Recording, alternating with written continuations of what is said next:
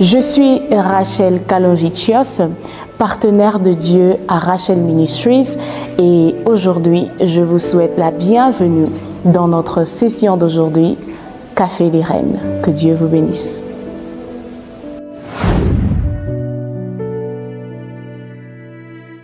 Hello les reines, c'est toujours un plaisir pour moi de vous retrouver. Je suis très heureuse de pouvoir partager avec vous cette tasse de café. Je vous souhaite un très bon début d'année. Je vous souhaite de passer une merveilleuse année 2025, que cette année soit remplie de bonnes nouvelles, de joie, de paix, de santé, de succès dans tous vos projets et encore plus de profondeur avec Dieu, plus de consécration, plus de constance aussi, et que vous puissiez aller plus loin avec Dieu. Et donc, pour l'épisode d'aujourd'hui, nous allons clôturer la question de savoir qui suis-je. Alors, nous sommes ensemble dans Apocalypse 1, verset 6, la version Semeur. La Bible dit qu'il a fait de nous un royaume des sacrificateurs, il a fait de nous un royaume des rois et des prêtres. J'aimerais qu'ensemble nous puissions, avant d'aller plus loin, que nous puissions essayer de revenir en arrière sur ce qu'on a dit dernièrement, ce qu'on a parlé d'être enfant de Dieu. Tu es enfant de Dieu, bien avant tout, et être enfant de Dieu n'exclut pas que ton terrain de mission exige de la maturité, mais devant Dieu, tu dois garder ton cœur d'enfant. Bien que cela soit important de comprendre, d'exercer de l'autorité en tant que ministre, en tant que appelé, envoyé de Dieu sur terre, il est aussi important de savoir que devant Dieu, nous sommes tous fils, nous sommes tous enfants, et il a besoin que nous puissions garder cette vulnérabilité, cette humilité, ce cœur toujours disposé à dépendre du Père, ce cœur toujours disposé à l'écouter, à le chercher, à croire, à lui faire confiance, comme un enfant peut s'appuyer sur ses parents. Et donc, pour aujourd'hui, nous n'allons pas tirer les choses en longueur. Nous allons juste ajouter à la question de qui suis-je. En dehors d'être enfant de Dieu, tu es sacrificateur, tu es une reine. C'est la raison pour laquelle sur notre plateforme, dans la vision que Dieu nous a donnée, nous nous appelons des reines, parce que nous avons reçu le mandat en Christ par notre étant régénérés, étant repositionnés en Christ. Nous avons le privilège d'être des reines et d'être des sacrificateurs. Alors, ensemble, lorsque nous voyons dans la Bible, à l'origine, lorsque Dieu a institué la sacrificature, nous voyons que c'était au travers de Aaron et de ses fils. Nous pouvons voir que c'était des personnes qui n'étaient plus communes par rapport à toutes les autres personnes, au reste du peuple. C'était des personnes par qui Dieu passait pour parler à son peuple. C'était aussi des personnes qui servaient de médiateurs entre le peuple et Dieu.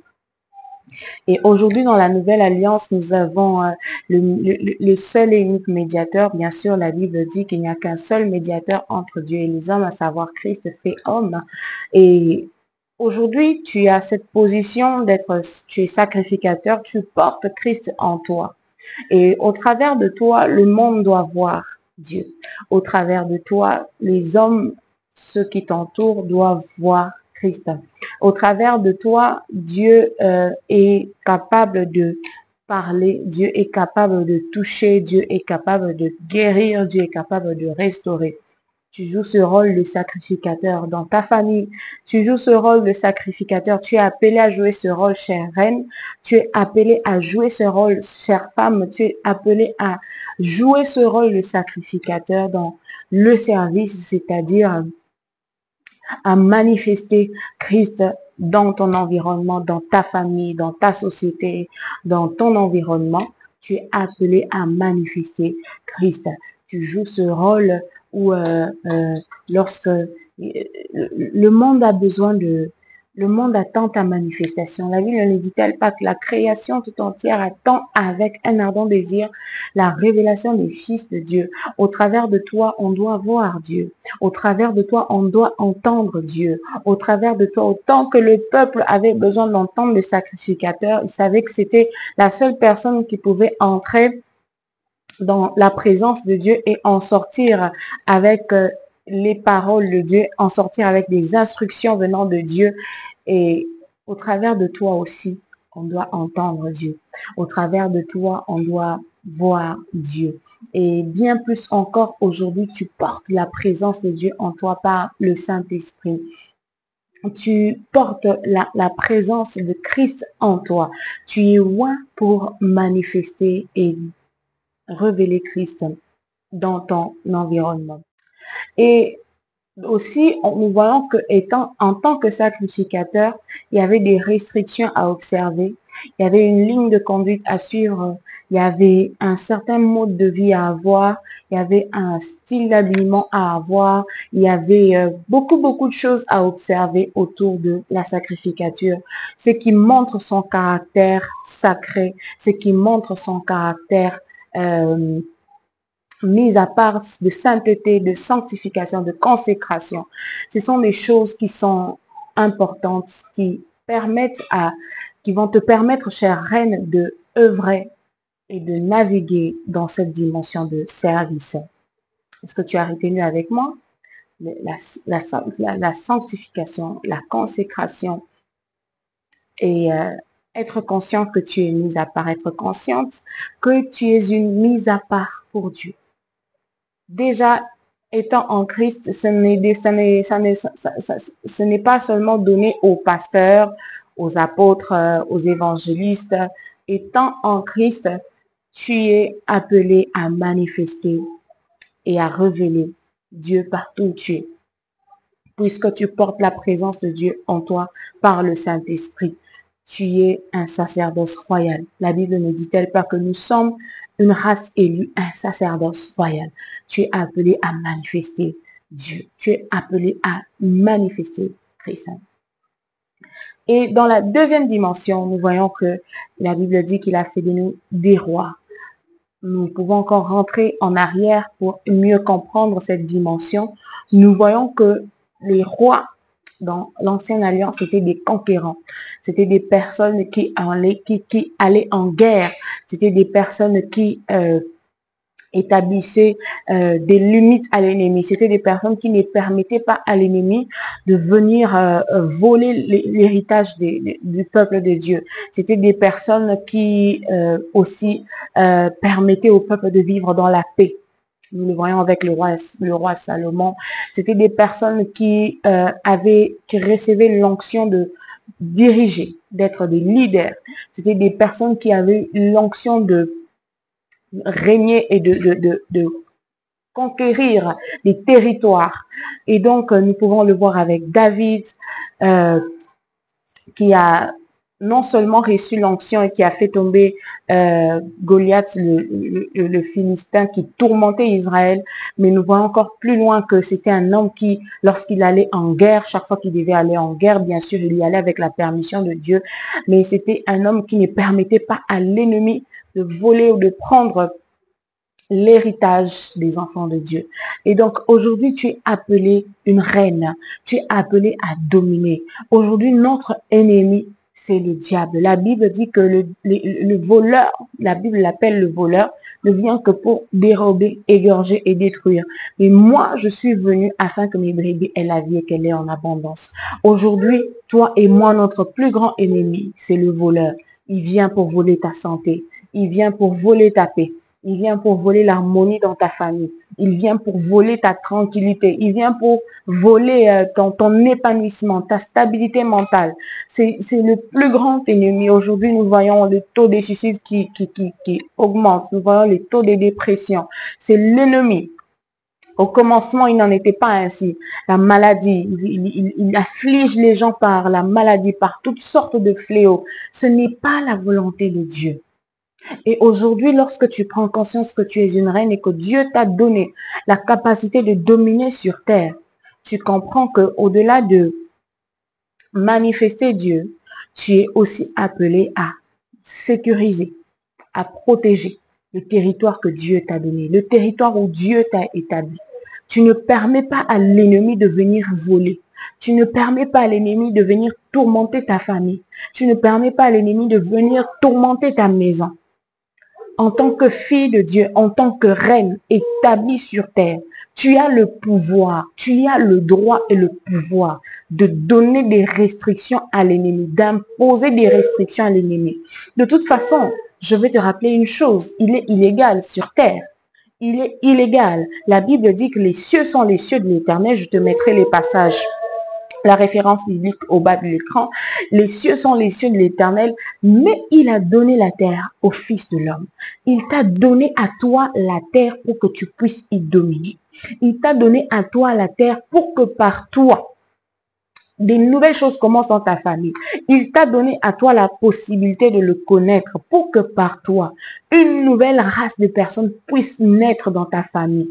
Et l'ennemi ne veut pas que cela se fasse. Voilà pourquoi il t'envoie des découragements. Voilà pourquoi il t'accable par des soucis. Il t'accable. Il sait qu'une fois que tu as pris conscience de qui tu es, que tu te lèves, il aura perdu.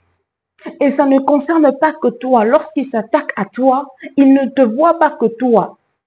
Il voit les personnes qui sont rattachées à toi. Il voit les personnes qui peuvent être sauvées par toi.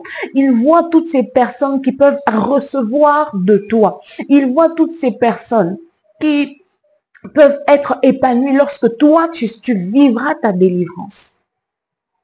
Alors aujourd'hui, lorsque tu prendras conscience de qui tu es, l'ennemi ne veut pas que tu prennes conscience de ta royauté. Tu es une reine. Et en tant que reine, nous voyons que les rois, quand ils prennent des décisions, les rois, ils établissent la justice. Les rois, ils dirigent avec sagesse. Les rois, ils sont des conquérants. Ils vont en conquête. Ils ne vivent pas une vie de faiblards et de victimes. Arrête de te victimiser. C'est une nouvelle année qui commence. Et j'aimerais t'encourager aujourd'hui à prendre conscience. En tant que reine, tu n'as pas à te victimiser chaque fois. Tu n'as pas à chercher chaque fois que l'on t'impose les mains, que l'on prie pour toi. Tu n'as pas à chercher chaque fois vers qui tu vas courir. Tout est déjà en toi. Par l'œuvre accomplie et achevée de Christ par la croix, tout est déjà en toi. C'est à toi de prendre conscience de qui tu es dans la dimension du service, dans la dimension spirituelle et dans la dimension physique où tu dois manifester le règne de Dieu sur la terre. Où tu dois manifester le règne de Dieu. Là où il y a Dieu, là où Dieu règne, la maladie n'a pas de place. Là où Dieu règne, les forces de ténèbres n'ont plus de place. La Bible ne dit-elle pas, c'est Jésus qui parle. Je te mettrai la référence biblique au bas de l'écran. Jésus dit, je suis venu dans le monde afin que quiconque demeure en moi ne soit plus dans les ténèbres. Il est venu afin que tu puisses jouir pleinement de ta vie. Il est venu afin que cette lumière qui vivra en toi désormais puisse éclairer aussi ceux qui sont autour de toi. Et afin que aussi ceux qui seront éclairés soient attirés et viennent s'associer à toi et deviennent aussi de lumière. Donc, chère reine, aujourd'hui, je veux t'encourager, te réveiller, te pousser alors que nous sommes encore au début de l'année. Prends des bonnes résolutions pour cette année. Dis-toi que cette année, je vais dominer. Cette année, je vais servir Dieu. Peu importe que tu sois une tresseuse, que tu sois une infirmière, que tu sois, peu importe ton domaine, tu peux servir Dieu. Dans ce que tu fais, tu peux encourager les autres, tu peux fortifier quelqu'un, tu peux gagner une âme dans ce que tu fais. Gagner les âmes, ça n'appartient pas qu'aux pasteurs, aux évangélistes. Tu es enfant de Dieu, tu es serviteur, tu es sacrificateur et tu es reine. Prions. Père, je te dis merci pour cette parole que tu nous as permis de partager aujourd'hui. Je prie pour ma sœur, je prie pour ta fille, pour ta servante qui me suit quelque part. Je prie que tu puisses lui ouvrir les yeux afin qu'elle comprenne qui elle est. Je prie que tu lui donnes la conscience de qui elle est. pas seulement enfant de Dieu, pas seulement fille de Dieu, mais aussi sacrificateur et reine. Afin qu'au travers d'elle, Père, que l'on te voie dans son environnement, dans sa famille, qu'elle impacte des vies au nom de Jésus-Christ. Que cette année ne soit pas comme toutes les autres années. Réveille quelqu'un, encourage quelqu'un, fortifie quelqu'un qui s'est lassé dans ton service, afin qu'ensemble nous puissions nous lever comme une armée. Je prie, Seigneur, que tu nous donnes la capacité de manifester ton règne. Merci parce que tu nous l'as déjà donné en Christ. Nous allons réellement utiliser, manifester ce que tu as déjà déposé en nous. 2025, tu es béni pour toutes les reines qui nous suivent de partout dans le monde. Au nom de Jésus-Christ. Amen. Voyons-nous la semaine prochaine et que Dieu vous bénisse.